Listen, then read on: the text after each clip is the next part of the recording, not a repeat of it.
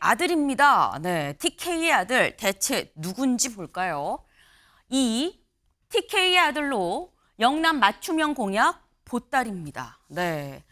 이재명 대표를 지금 얘기를 하는 거죠. 이재명 대표 어제 대구를 갔었는데 대구에 가서 뭐라고 얘기했는지 직접 들어보시죠. 계산성당이 이번에 아주 유명했던 폭삭 소가수다 촬영지여서 우리 관광객이 많이 온다고 그러네.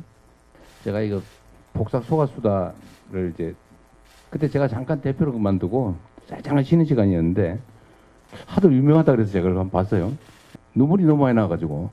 제가 안동에 태를 먹고 또 대구 경북에 물과 음식을 먹고 자란 사람입니다. 이 지역에 대한 애정도 각별하고 부산, 울산, 경남과 대구, 경북을 취약지라고 생각하지 않습니다. 아마 이번 대선이 끝나시면 그 결과를 보고 아시게 되겠지만 더 이상 이 민주당이 영남에서 약세의 이 정당이 아니다라고 하는 것을 확인하실 수 있을 겁니다. 네, 들으셨나요? 대구에 간 이재명 전 대표 뭐라고 얘기했느냐. 나는 안동에 태를 묻고 경북의 음식과 물을 먹으면서 자랐다. 고로 나는 TK의 아들이다. 라는 취지의 얘기를 지금 한 겁니다. 근데 그러면 강성필 대변인님. 네. 이재명 대표가 TK의 아들이면 네. 호남에는 뭡니까? 호남에는 네. 대표 주자죠. 압도적인 지지를 받고 있는 대표 주자. 근데 이제 보통 저희 민주당에 대선 네. 공식이 있습니다. 그러니까 호남 같은 경우는 네. 아무래도 민주당의 텃밭 아니겠습니까? 그쵸. 그런데 반면 저희가 지금까지는 영남에서 조금 약세인 모습을 보였습니다. 그렇기 때문에 민주당 출신 중에서 네. 영남에서 연고를 가지고 계신 분들이 대선 후보가 됐을 때 네. 대통령이 될 가능성이 높아졌다는 나름의 공식, 뭐 충청도의 승자가 대선의 승자가 된다는 네. 이런 공식이 있기 때문에 이재명 대표로서는 호남의 전폭적인 지지를 받으면서 또 영남의 아들이기 때문에 지난 3년 전 대선에서는 39%의 득표를 했지만 이번에는 45% 정도의 어허. 득표를 노리고 있다.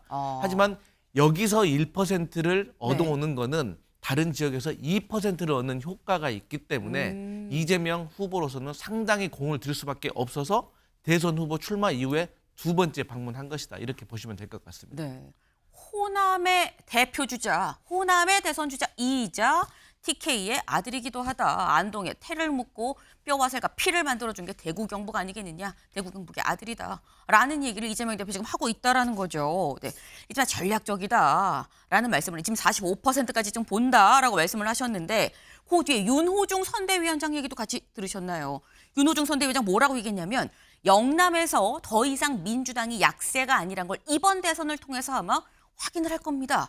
라고 얘기를 했습니다. 이렇게까지 얘기한다는 건 뭔가 믿는 구석이 있는 거 아니겠느냐라는 건데 사실 어제 여론조사가 나왔죠. 갤럽 여론조사 TK 지역만 좀 빼서 보겠습니다.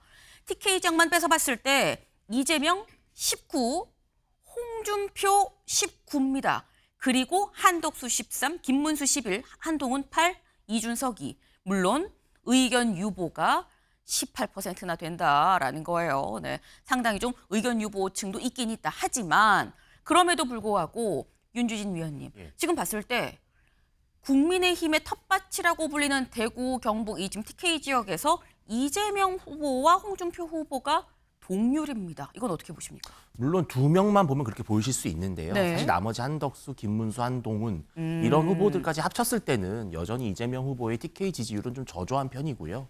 사실 이러한 수치는 이번만 그런 것이 아니라 과거에 모든 대선에서 사실 민주당 후보는 TK에서 그래도 적어도 한 20% 수준의 득표는 이상을 나오는 패턴을 보였습니다. 네. 그것은 왜 그러냐 하면은 TK, PK 지역은 기본적으로 산업단지가 많다 보니까 호남 출신 등 외부인들이 많습니다. 이런 분들은 태생이 또 다른 지역의 분들도 있다 보니까 여러 가지 좀 믹스된 그런 것이 있고요. 저는 오히려 역대 대선 중에 네. 아마도 민주당 후보에 대해서 가장 반감과 거부감이 큰 대선이 전 이번 대선이 사건이라고 보거든요. 왜냐하면 지난 문재인 대통령이 당선됐을 때 당시만 하더라도 그 당시에 문재인 전 대통령이 TK, PK에서 그 정도로 비호감도가 높지는 않았었습니다. 네. 그런데 지난 3년 윤석열 정부 내내 정말 발목 잡기하고 국정을 마비시키고 결국 이 탄핵이라고 하는 파국까지 이르게 된 그 1차적 책임이 사실은 TK, PK 보수 유권자 사이에서는 이재명 대표에게 있다라는 책임론이 커요. 저는 그래서 이재명 대표가 본인이 TK 아들이라고 하지만 이 아들은 두 가지가 있습니다. 효자가 있고 안 그런 효자가 아닌 아들도 있지 않겠습니까? 제가 차마 그 말은 쓰지 않겠지만 네. 저는 TK의 아들이라고 해서 TK가 유권자들이 지지할 것인가 저는 상당히 의문이 남습니다. 네. 지금 말씀은 아까 강성필 대변인께서 말씀하신 거랑 살짝 좀 많이 달라요. 왜냐하면 지금까지 역대 대선을 봤을 때 원래 TK에서 민주당 이 뭐 진보 쪽 후보가 20% 이상의 지지를 받았다. 그런데 봤을 때 지금 이재명 후보에 뭔가 더할 후보군이 보이지 않는 상태에서 혼자 19%라고 하면 이건 사실상 오히려 강 대변인님 낮다고 봐야 되는 거 아니냐. 비호감도가 상당하다. 아들이라고 다 같은 아들이 아니다 말씀하셨거든요. 맞습니다. 아들이라고 다 같은 아들은 아니지만 네. 일단 문재인 전 대통령과 이재명 후보에는 정치적인 환경 자체가 다릅니다. 예를 들어서 문재인 전 대통령 같은 경우는 친노 친문이라는 민주당의 오래된 주류 세력의 보호를 받았던 분이고 네. 반면 이재명 후보 같은 경우는 비주류 중에 비주류였습니다. 그런 상태에서 검찰의 부당한 기소라고 저희는 느끼고 있는데 이런 사법 리스크까지 몇 년 동안 더 씌워졌기 때문에 아무래도 문재인 전 대통령과 이재명 후보로서는 어떤 정치적인 성장 과정이 다르다라고 볼 수가 있고요. 우리가 대선의 전체적인 환경 지형을 보면 네. 사실 영남은 아무래도 보수 정당 지지세가 강하지 않습니까? 그렇죠. 하지만 호남은 진보 정당에 대한 지지세가 강합니다. 하지만 인구 차이가 있기 때문에 네. 영남에서 뒤처진 이 격차를 민주당은 그동안 수도권에서 만회를 해왔습니다. 그리고 강원도와 제주도가 이렇게 또 막상막하의 어떤 세를 보인다고 하면 그렇기 때문에 충청도에서 승자가 네. 갈라진다라는 거거든요. 그런데 지금 현재 이재명 후보가 홍준표 나머지 보수정당 후보보다 비슷하거나 앞서고 있기 때문에 네. 이번에는 영호남에서 쉽게 말해서 비등비등한 그런 지지세만 얻는다고 하더라도 저희 민주당이 전국적인 지형을 봤을 때는 충분히 이길 수 있는 선거가 될 수 있겠다. 이렇게 설명할 수 있겠습니다. 아, 원래 민주당 입장에서는 영남에서는 좀 마이너스였고 여기서 마이너스 딴 데서 플러스로 채웠었는데 여기서 이 정도로 선방하면 딴 데 거 합치면은 더 잘 나가지. 뭐 이 말씀을 지금 해주신 거예요. 일단 뭐 지금 기간이 남았기 때문에 이 기간 동안 어떻게 지금 이 각 당에서 하느냐가 좀 관건이 될 텐데 일단 현재로서 봤을 땐 여야 통틀어서 뭐 단독 주자별로 봤을 땐 이재명 후보가 가장 앞서고 있는 상황이라고 볼 수가 있는 거죠. 이건 이 대구 경북 말고 전체를 봤을 때 드리는 말씀입니다. 근데 마침 오늘 민주당에서 투표 결과가 하나 발표가 됩니다. 어떤 투표냐. 오늘 충청권에서 권리당원 투표를 하고 최종 이 현장에서 발표가 됩니다. 오늘은 충청권이고요.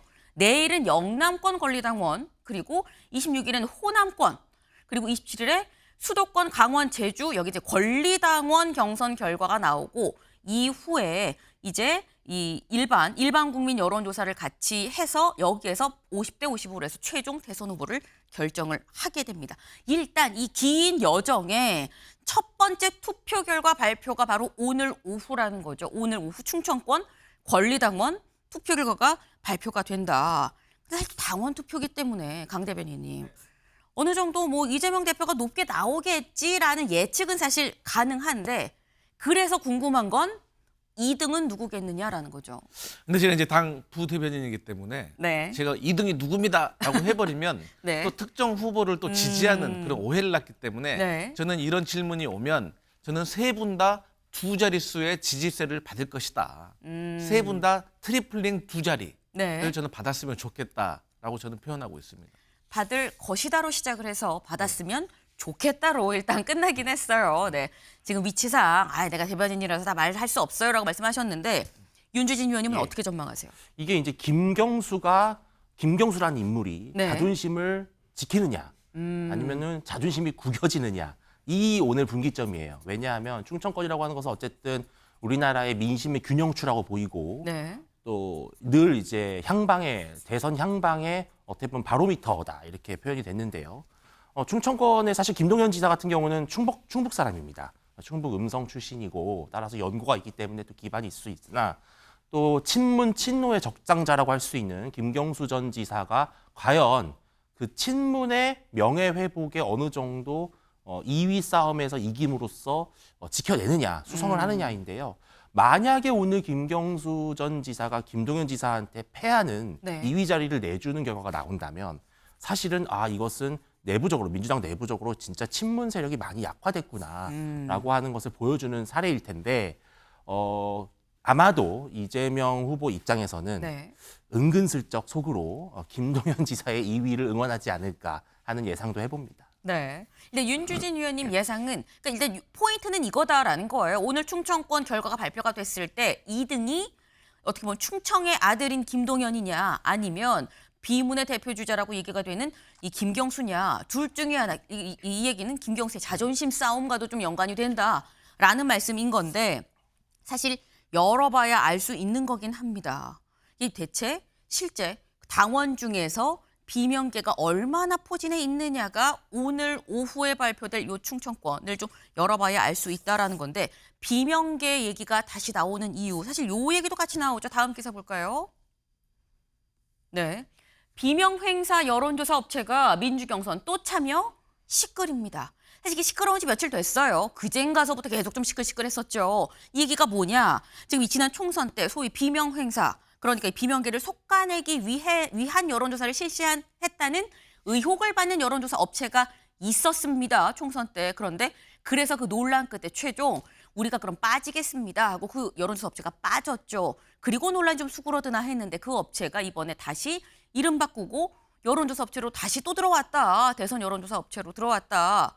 비명계에선 이거 무슨 일이냐. 이거 믿을 수 있겠어? 라는 얘기가 지금 나오고 있다라는 겁니다. 근데 제가 말씀드렸죠. 이 논란이 어제 처음 불거진 게 아니다라는 거예요. 며칠 됐는데 김경수 전 지사가 어제 뭐라고 입장을 냈느냐. 이렇게 입장을 냈습니다. 왜 이런 의혹과 문제 제기가 됐는지, 선정 과정은 적절했는지, 정권 교체를 위한 경선 과정에 영향을 미칠 정도의 문제인지 등을 파악하고 판단을 하겠습니다라고 냈습니다. 이건 강성필 대변인님. 네. 김경수 전 지사가 좀 너무 늦게 입장을 낸 거 아니야? 라는 얘기와 함께 현재 김경수 전 지사의 스탠스는 뭐냐? 이거는 경선에 계속 가겠다는 거냐 말겠다는 거냐 이의를 제기하겠다는 거냐 말겠다는 거냐라는 거죠. 저는 김경수 후보가 네. 저는 이러한 문제가 있다고 하더라도 완주는 할 것이다라고 저는 평가를 하고 있고요. 네. 그다음에 김경수 지사가 한간에서는 이러한 문제 제기를 하는 것이 조금 늦은 것이 아니냐 이런 표현을 할 수도 있지만 저는 그런 표현보다는 신중했다고 봅니다. 그리고 제가 만약에 김경수 후보의 캠프의 인원이라고 하더라도 네. 저는 이런 문제에 대해서 신중하게 문제 제기를 해야 된다라고 주장했을 것 같아요. 왜냐하면 전체적인 이미지가 중요한 거거든요. 네. 그러니까 이 한 표 한 표 어떤 여론조사 업체의 어떤 이런 논란성 때문에 1등과 2등이 바뀔 수가 있고 2위와 3등이 바뀔 수가 있는 이런 박빙의 상황이라고 했을 때는 사실 이거 엄청나게 예민한 문제입니다. 네. 그러니까 우리가 이전에 따지고 보면 얼마 전에 국민 경선을 할 것인가 국민 참여 경선을 할 것인가를 두고도 사실 논란이 있었는데 네. 사실 비슷한 선상의 문제인 겁니다. 근데 제가 이 문제에 대해서 좀 설명을 드리면 이 국민 경선과 관련해 가지고는 네. 과거에 우리가 이것을 시행을 해왔을 때는 당원이 11만 명이었는데 지금은 120만 명인데 이 짧은 기간에 온라인과 오프라인에서 접수를 받아야 되는데 그렇게 되면 어쩔 수 없이 우리 직원들만으로 안 되니까 아르바이트생을 고용을 해야 되는데 이 과정 속에서 업무 미숙으로 실수가 발생하면 공정성 시비가 붙고 이게 당내 분란으로 이어지기 때문에 국민 경선을 안 한 건 측면도 있습니다. 네. 마찬가지로 이 여론조사도 그런 선상에서 실무적으로 사실 조그마한 문제가 있었는데 지난 총선 과정에서 비명 행사라는 오해를 받아가지고 이게 문제가 커지려고 하기 때문에 그 회사가 자진 사퇴한 거 아니겠습니까? 그렇기 때문에 저는 결론적으로는 이게 대세를 가를 만한 지금 상황이 아니기 때문에 저는 김경수 후보 측에서도 신중하게 문제를 바라보고 있고 이제 와서는 그래도 입장은 낸 것이다. 저는 그래서 큰 문제가 아니다 그렇게 봅니다. 네.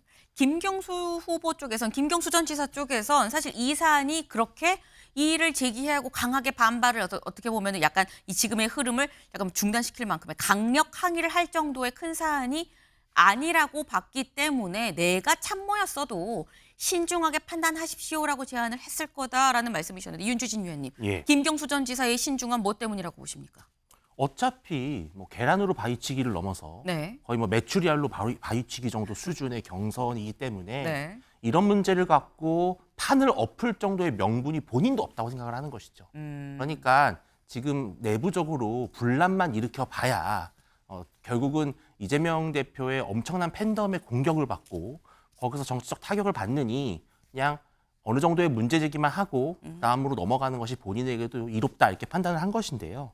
사실 이 업체는 과거에 그 유명했던 박용진 전 의원의 하위 10% 평가라고 하는 비명 행사의 대표적인 그 사례의 여론조사 업체였습니다. 2013년도에 성남시에 만족도 조사, 시정평가 만족도 조사까지 용역을 수행했던 업체인데 네.